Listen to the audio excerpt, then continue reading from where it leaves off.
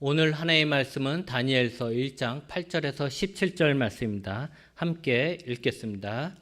다니엘은 뜻을 정하여 왕의 음식과 그가 마시는 포도주로 자기를 더럽히지 아니하리라 하고 자기를 더럽히지 아니하도록 환관장에게 구하니 하나님이 다니엘로 하여금 환관장에게 은혜와 긍휼을 얻게 하신지라. 환관장이 다니엘에게 이르되 내가 내 주 왕을 두려워하노라. 그가 너희 먹을 것과 너희 마실 것을 지정하셨거늘 너희의 얼굴이 초췌하여 같은 또래의 소년들만 못한 것을 그가 보게 할 것이 무엇이냐. 그렇게 되면 너희 때문에 내 머리가 왕 앞에서 위태롭게 되리라 하니라.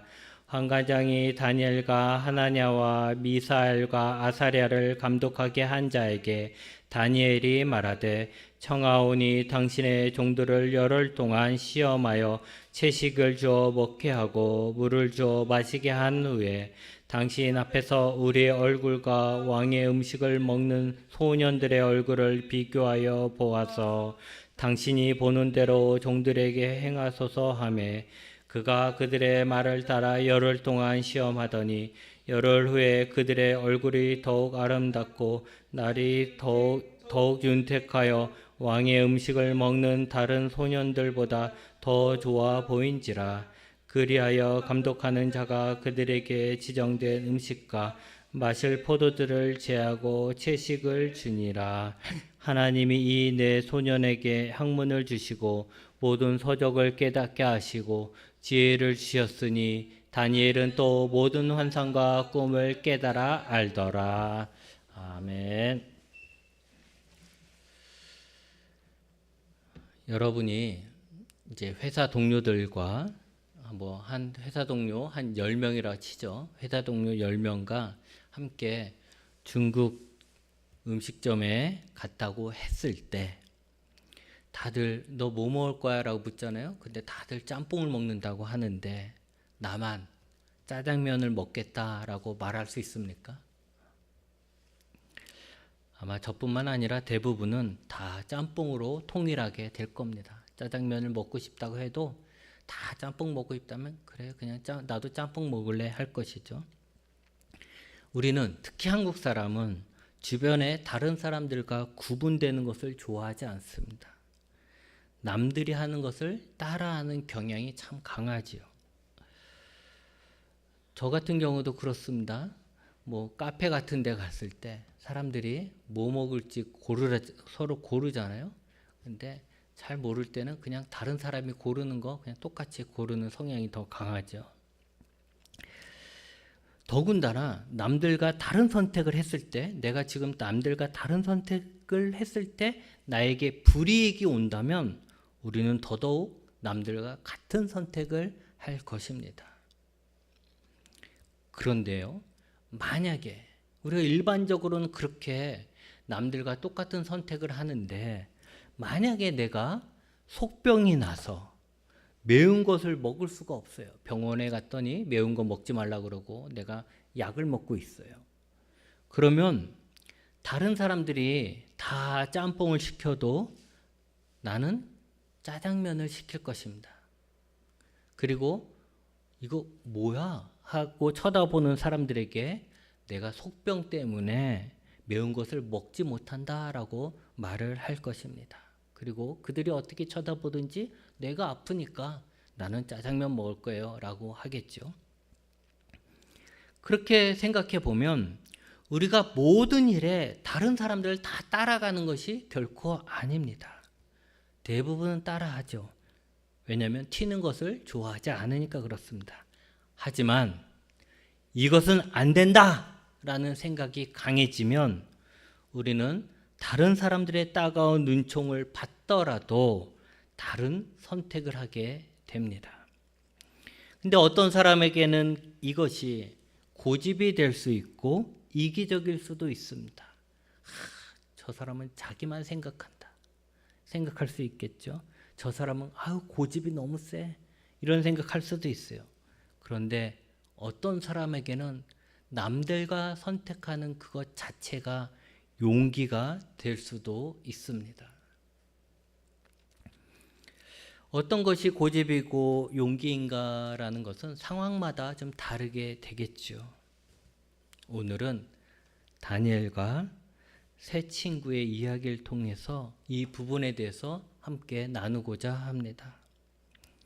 바벨론은 남유다를 공격해서 3번에 걸쳐서 포로를 잡아갔습니다. 그 중에 첫 번째 포로로 잡혀간 사람들 중에 오늘 말씀에 나오는 다니엘과 세 친구가 포함되어 있습니다. 바벨론은요, 이제 대제국이 되었습니다. 그 당시 그 지역에서 가장 큰 나라라는 것이죠. 많은 나라를 정복해서 넓은 영토를 다스리게 되었습니다. 그런데 넓은 영토를 다스리려면 뭐가 필요합니까? 당연히 그 나라를, 그 영토를 다스릴 관리들이 필요했습니다. 나라가 커지면 커질수록 공무원이 더 많이 필요한 것이죠. 그때 그 바벨론에서 사용한 방법 중에 하나가 뭐냐면 자신들이 정복한 나라의 왕족이나 귀족들 중에서 괜찮은 사람들을 골라갖고 특별 교육을 시켜요. 그래서 그들을 신하로 삼았습니다. 오늘 그 4절에 다니엘서 1장 4절에 보면 흠이 없고 용모가 아름다우며 모든 지혜를 통찰하며 지식에 통달하며 학문에 익숙하여 왕궁에 설 만한 소년을 뽑았다라고 했습니다. 그러니까 이게 보면 흠이 없다는 건 뭐예요? 육체적으로 봤을 때 건강한 거예요. 건강하고 아름답고, 이때도 외모가 중요했나 보죠. 아름답고 똑똑하고 이래야 되는 거예요. 그런 사람들을 이제 자기가 포로로 잡아온 사람들 중에 그런 사람들을 고르는 거예요. 근데 거기에 다니엘과 세 친구인 하나냐, 미사엘, 아사랴가 뽑혔던 것입니다. 여러분, 이들에게는, 다니엘과 이 친구들에게는 출세길이 열린 거예요. 여기에 뽑혔다라는 것은 곧 관리가 된다는 거 아닙니까? 유다보다 훨씬 크고 강한 나라의 관리가 될 수 있는 그 초특급 엘리트 코스를 밟게 되는 것이죠. 이들에게는 이제 앞으로 출세만이 남은 거예요.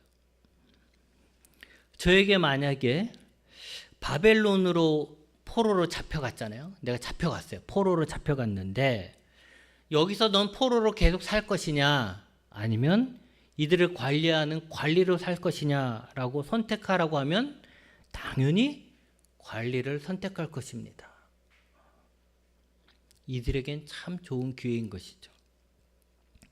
그런데 이들의 마음에 걸리는 문제가 하나 있었습니다.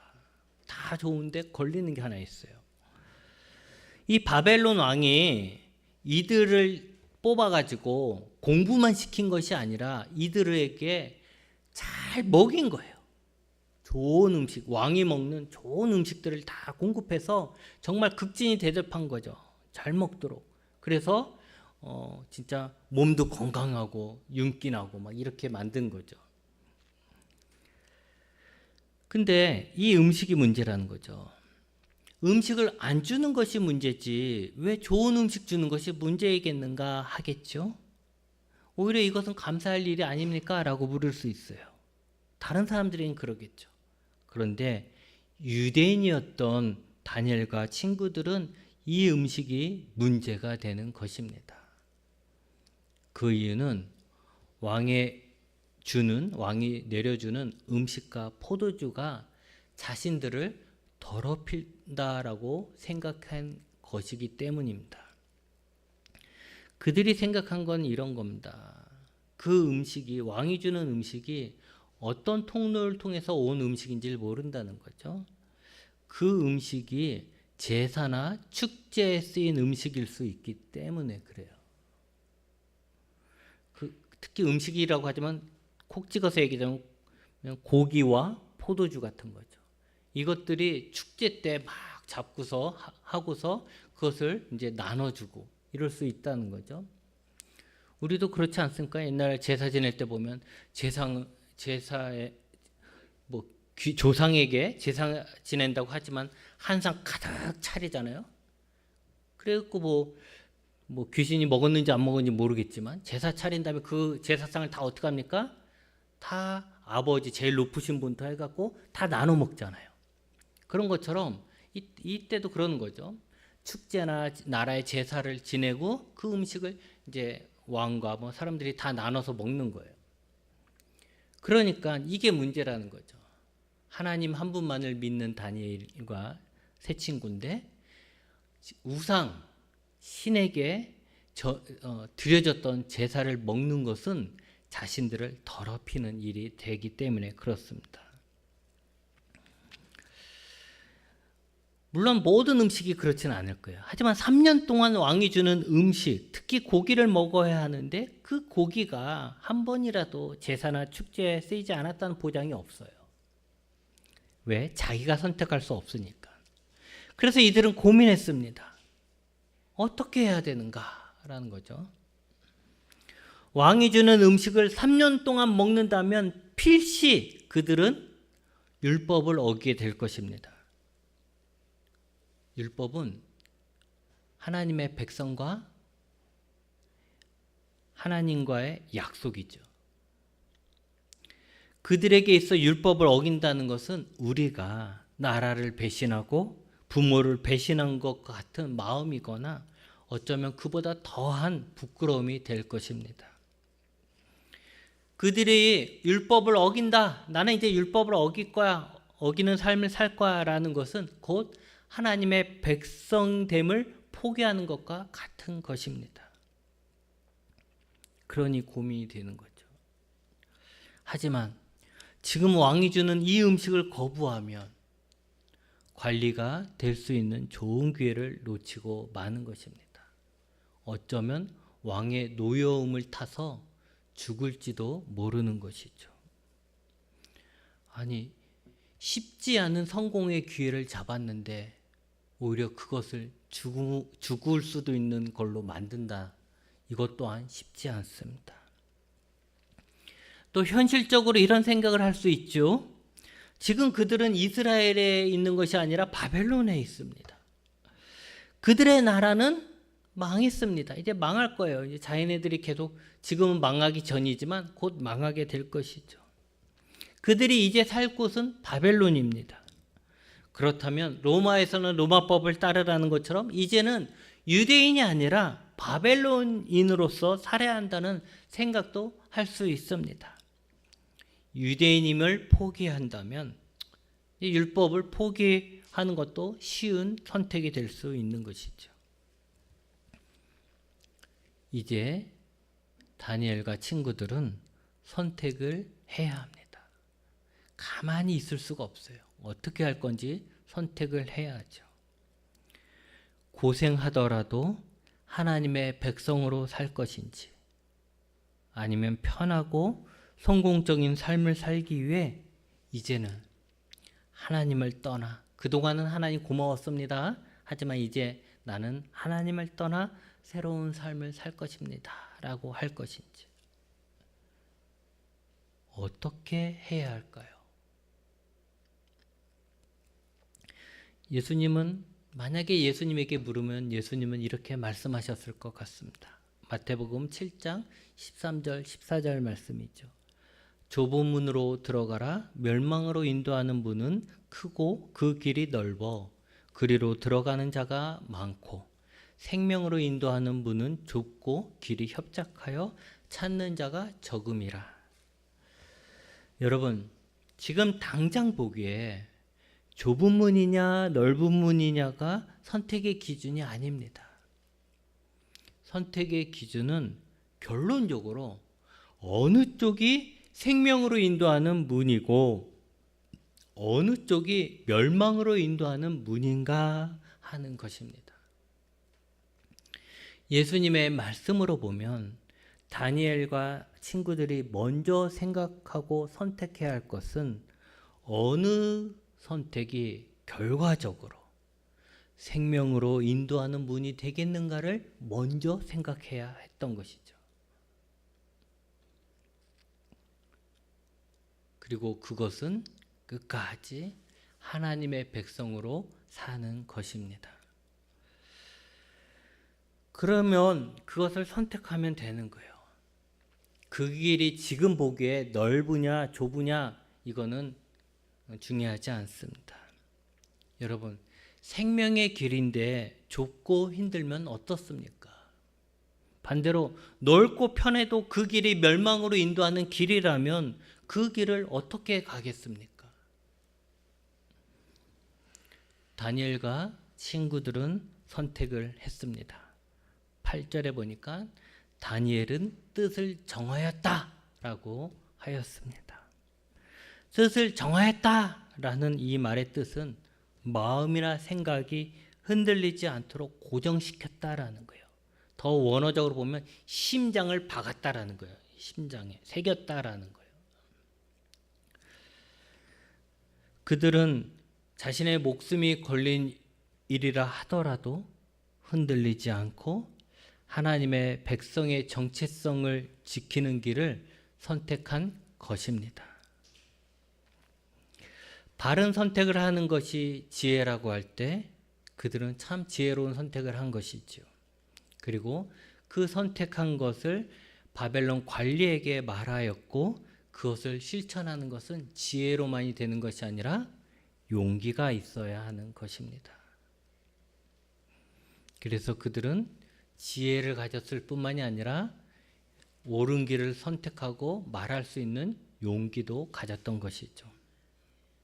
여러분, 우리도 마찬가지죠. 바른 길을 선택하는 지혜만 있어도 안 되는 거고 바른 길을 선택하여 갈 수 있는 용기가 우리에게 있어야 합니다. 그렇게 스스로 좁은 문을 선택하였더니 하나님께서 그들에게 은혜를 부어주셨죠. 그들이 좁은 문으로 들어갔지만 그 문을 열어주신 거예요. 먼저 그들의 교육을 책임진 관리의 마음을 하나님께서 부드럽게 하셨습니다. 그래서 그가 다니엘의 이야기를 들어주고 그가 한 권위를 받아들였어요. 이 관리는 그거 무시하면 끝이에요. 그러면 어려운 것도 없어요. 무슨 소리야? 너 이것대로 따르지 않으려면 너는 여기서 나가 이럴 수도 있고 아니면 너는 감옥에 가 이렇게 할 수도 있는데 관리가 좀 불편하더라도 다니엘이 한 말을 들어준 거죠. 그게 뭐예요? 한번 시험해 보자라는 것이죠. 열흘 동안 다니엘과 친구들에게는 고기를 안 주고 채소만 먹이고 물만 줬어요. 포도주도 안 주고. 그렇게 한 다음에 다른 사람들과 한번 비교해 보는 것이었죠. 그때 비교해서 다니엘과 친구들의 모습이 고기를 먹은 다른 사람들과 얼마나 차이가 나는지 한번 보자라는 것이었습니다. 하나님은 다니엘과 친구들에게 은혜를 그 시간에도 베풀어 주셔서 그들의 얼굴이 더 윤기가 나게 하셨고 그로 인해서 이들의 교육을 책임진 관리에게 인정을 받고 그들의 뜻을 지킬 수 있었습니다. 뜻을 정했으니 그 뜻을 지킬 수 있는 길이 열린 것이죠. 거기다가 하나님은 이 다니엘과 친구들에게 막 지혜를 주셨고 다니엘에게는 특별히 환상과 꿈을 해석할 수 있는 능력까지 주셔서 왕에게 인정받게 됩니다. 여러분, 이 다니엘의 이 부분에 대해서 이야기하면 정말 다행이고 행복한 이야기죠. 야, 하나님 앞에 모든 것을 걸었더니 하나님이 이렇게 축복해 주셨다. 이런 말이 될 수도 있습니다. 그래서 성공하고 싶으면 하나님께 걸어라. 하나님을 위해 용기를 내면 하나님께서 다 갚아주신다. 라는 뜻으로 이 이야기를 전할 수도 있습니다. 하지만 이렇게만 생각하면 다니엘과 친구들을 모욕하는 것이라 생각합니다.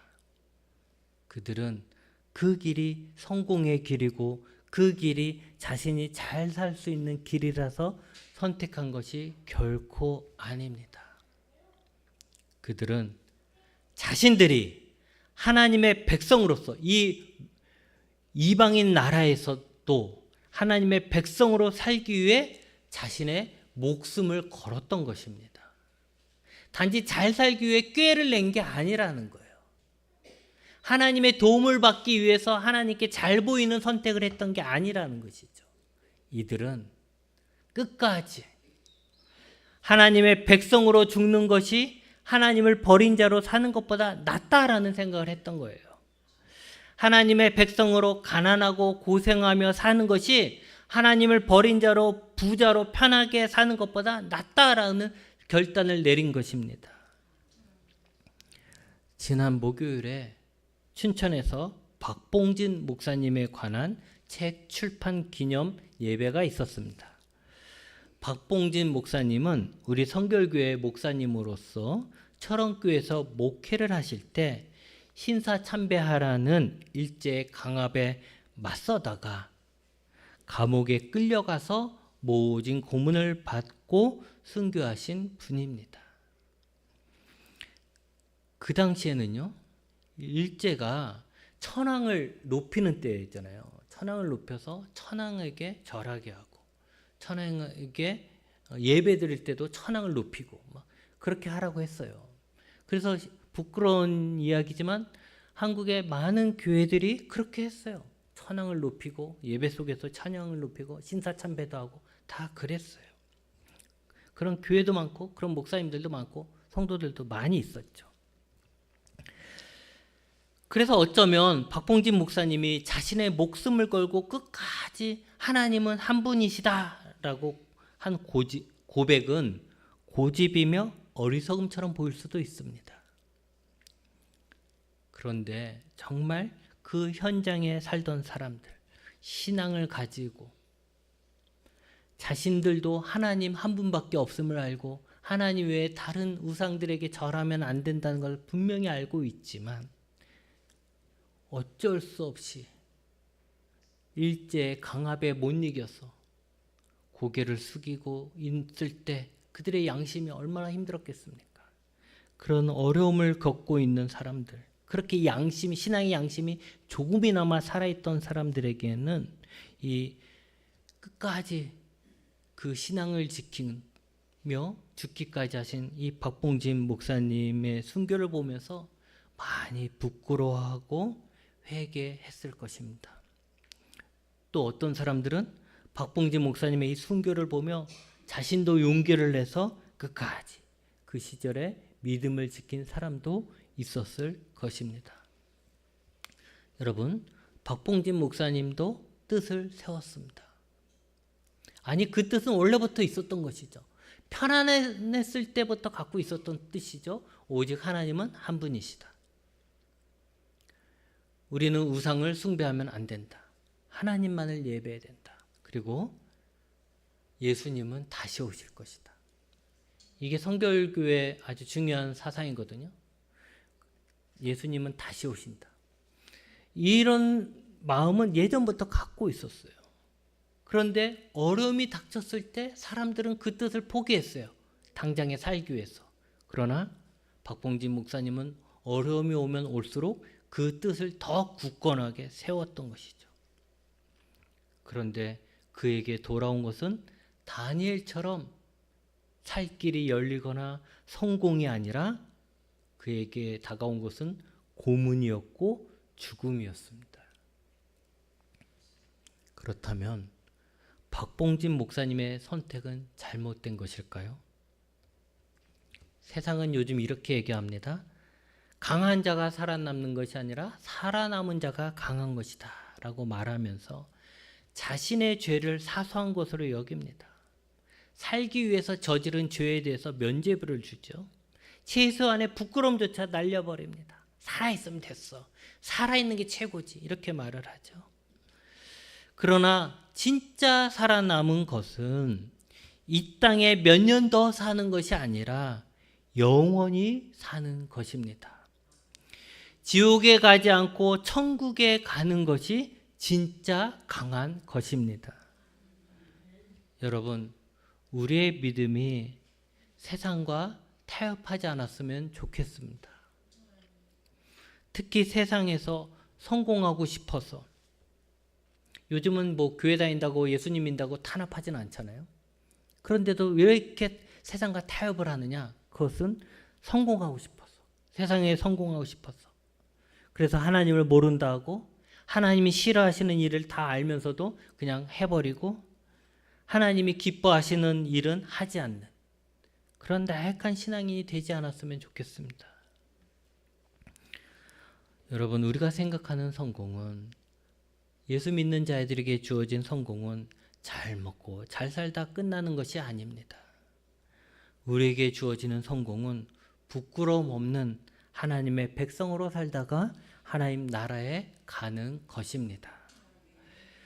일본에 가면요, 순교지가 여럿 있습니다.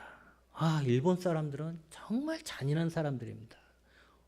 제가 알기로는 이 세상에 많은 민족이 있지만 일본처럼 잔인한 사람들이 있을까 싶어요. 일본이 우리나라한테 한 잔인한 짓도 있고 중국의 난징에 산 잔인한 짓도 있지만 자국민에게, 옛날부터 자국민에게 했던 잔인한 짓이 있는데 그 중에 하나가 이제 예수 믿는 사람들에게 행했던 잔인한 짓이 있습니다. 근데 그 순교의 이제 이야기가 여러 가지 있잖아요. 그 잔인한 그 고문 앞에서도 끝까지 신앙을 지킨 사람들의 이야기가 있고, 그들이 죽은, 순교한, 예수님을 버리지 않고 끝까지 그 신앙을 지키고 죽은 그 순교지들이 있는데, 그 순교자들의 이야기 중에 이런 이야기 하나 있습니다. 이제 그 당시에 뭐 가족별로 예수님을 믿었을 거 아니에요? 가족별로 뭐 부족이 이렇게 믿고 막 그랬는데, 엄마와 어린아이가 이제 순교지에 끌려온 거죠. 순교지에 끌려와갖고 순교하는 장면의 이야기인데, 아이가 막 무서워합니다. 이제 어리니까 애가 막 무섭죠. 막 사람들 잔인하게 고문하고 죽이고 이러니까 그것을 보니까 막 두려운 거예요. 그래서 아이가 엄마 품에 물려서 이렇게 매달려서 무서워하니까 엄마가 이렇게 말했다고 합니다. 애야, 무서워하지 말아라. 잠깐 눈을 감았다가 뜨면 천국일 것이다 라는 거예요. 지금 무섭고 막 죽고 그렇지만 잠깐 눈을 감았다가 뜨면, 그러니까 잠깐 눈을 감았다가 뜬 게 뭐예요? 죽으면, 지금 당장 죽었다가 다시 눈을 뜨면 거기가 천국일 거다라고 말을 했다고 합니다. 여러분, 잠깐의 성공보다 천국이 좋다는 것을 아는 것은 지혜입니다. 그러나 그것을 실천하는 것은 용기입니다. 우리에겐 무엇이 더 좋은지 아는 지혜가 있습니다. 여러분, 그래서 우리에게 필요한 것은 우리의 신앙을 지킬 용기입니다. 옛날에 한번 결단한 것으로 안 됩니다. 매일매일 우리의 눈과 귀로 많은 유혹이 들어오기에 우리는 매일매일 결단해야 합니다. 우리는 매일매일 하루를 시작할 때 뜻을 또 세워야 합니다. 나는 부끄럽지 않은 하나님의 자녀로 살 것이다. 나는 오늘도 부끄럽지 않은 하나님의 자녀로 살 것이다. 좁은 길이라도 생명으로 이어지는 문으로 들어가서 좁은 길을 걷겠다라는 결단을 매일매일 해야 합니다. 그래야 우리의 삶이 흔들림이 없습니다. 그래야 우리는 계속해서 그 생명의 길을 갈 수 있습니다. 다니엘이나 순교자들이 가졌던 바른 뜻을 정하는 지혜와 흔들리지 않는 그 용기를 가지고 우리도 생명의 길로 계속해서 걸어가시기 바랍니다. 기도하시겠습니다.